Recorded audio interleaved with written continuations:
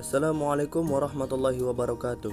Sebelumnya perkenalkan dulu, nama saya Irfan Irvana dengan NIM 3420004 dari kelas Hadis Dakwah A. Di sini saya akan memaparkan atau menjelaskan mengenai tugas dan kewajiban dalam berdakwah di mata kuliah Hadis Dakwah IAIN Pekalongan. Langsung saja kita simak pembahasannya. Mengenai video kali ini yang akan kita bahas mengenai tugas dan kewajiban berdakwah dalam mata kuliah Hadis Dakwah IAIN Pekalongan. Dalam tugas dan kewajiban berdakwah terdapat 4 poin yang harus diperhatikan. Yang pertama yaitu tabligh atau penyampaian, yang kedua yaitu amar ma'ruf nahi mungkar, yang ketiga tadlil atau menunjukkan, yang keempat adalah takhir atau melakukan perubahan. Masuk dalam pembahasan yang pertama yaitu tabligh, yang artinya menyampaikan. Dalam hal ini yaitu menyampaikan pesan yang mengenai tentang ajaran Islam kepada orang lain. Contohnya, ketika ada seseorang yang bertanya mengenai hukum Islam, maka hendaklah seseorang itu untuk mengajarkan atau menyampaikan pesan mengenai ajaran Islam tersebut kepada orang lain.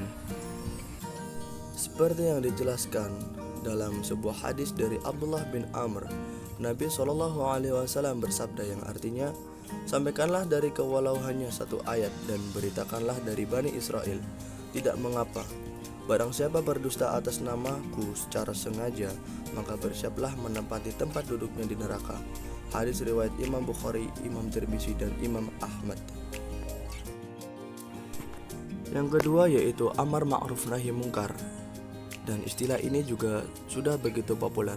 Maksud dari amar ma'ruf nahi mungkar itu sendiri yaitu mengajak seseorang untuk berbuat kebaikan dan kebajikan, dan mengajak seseorang untuk menjauhi segala larangan yang telah dilarang oleh Allah Subhanahu wa taala. Juga dijelaskan dalam sebuah hadis yang mana artinya, lakukanlah amar ma'ruf dan nahi mungkar sebelum kalian menyeru, namun seruan kalian tidak diterima. Hadis riwayat Ibnu Majah. Yang ketiga adalah tadlil, yang artinya menunjukkan. Dalam hal ini, siapa orang yang menyeru atau mengajak seseorang untuk mengerjakan kebaikan, maka orang tersebut akan mendapatkan pahala dan ganjaran sesuai dengan apa yang dikerjakan oleh orang yang dia ajak untuk mengerjakan kebaikan. Hal ini telah dijelaskan dalam hadis riwayat yang artinya, barang siapa yang menunjukkan kepada kebaikan, maka ia akan memperoleh pahala sama dengan pahala yang mengerjakannya. Hadis riwayat Muslim dari Abu Mas'ud Uqbah bin Amr radhiyallahu anhu. Dan juga Quran surah Ali Imran ayat 104 yang berarti, dan hendaklah ada di antara kamu segolongan umat yang menyeru kepada kebajikan, menyeru kepada yang ma'ruf dan mencegah dari yang mungkar. Merekalah orang-orang yang beruntung.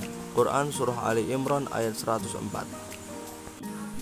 Contohnya saja seperti ketika kita menyeru kepada teman kita untuk mengerjakan sholat, dan ketika teman kita mengerjakan sholat, maka kita akan mendapatkan pahala sesuai apa yang teman kita kerjakan, tanpa mengurangi pahalanya sedikit pun.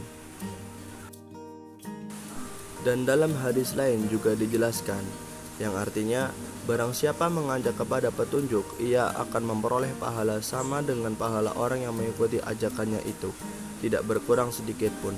Dan barang siapa mengajak kepada kesesatan, ia memperoleh dosa seperti orang yang mengikutinya tanpa berkurang sedikit pun. Hadis riwayat Imam Muslim bersumber dari Abu Hurairah. Dan yang terakhir atau yang keempat yaitu takhir, yang berarti melakukan perubahan. Maksud dari takhir ini yaitu melakukan perubahan dari sesuatu yang tidak baik atau munkar menjadi sesuatu yang baik, dan merubah kehidupan seseorang atau diri kita sendiri yang awalnya kurang baik menjadi lebih baik lagi. Seperti yang dijelaskan dalam sebuah hadis yang mana artinya, barang siapa di antara kalian yang melihat kemungkaran, maka rubahlah dengan tangan. Jika tidak mampu, maka rubahlah dengan lisan. Jika tidak mampu lagi, maka dengan hati. Demikian adalah selemah-lemah iman. Hadis riwayat Imam Muslim dari Ibu Sa'id Al-Khudri. Ya, demikian tadi pemaparan mengenai tujuan dan kewajiban berdakwah. Mungkin itu saja yang dapat saya sampaikan. Semoga bermanfaat. Kurang lebihnya mohon maaf. Wabillahi taufiq wal hidayah. Wassalamualaikum warahmatullahi wabarakatuh.